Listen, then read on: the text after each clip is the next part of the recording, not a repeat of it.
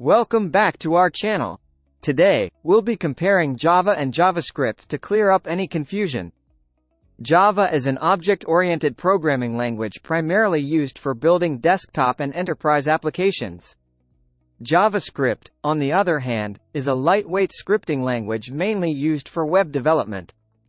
Java requires a compiler to convert code into bytecode, while JavaScript is interpreted by web browsers.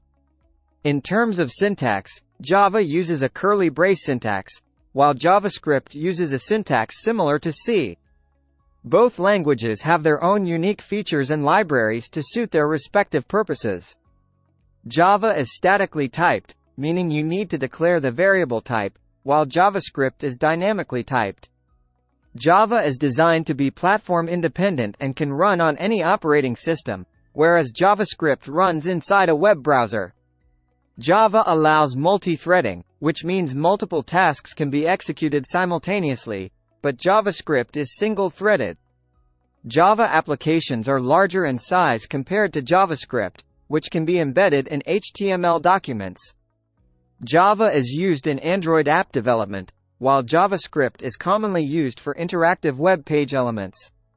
In terms of popularity, Java has a long-standing history and is widely adopted in the industry. JavaScript, being the language of the web, is highly versatile and constantly evolving.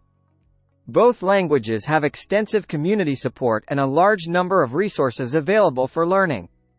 In summary, Java and JavaScript are different programming languages with distinct use cases and syntax. Understanding their differences will help you make the right choice when embarking on your coding journey. Thank you for watching, and don't forget to like and subscribe for more informative content.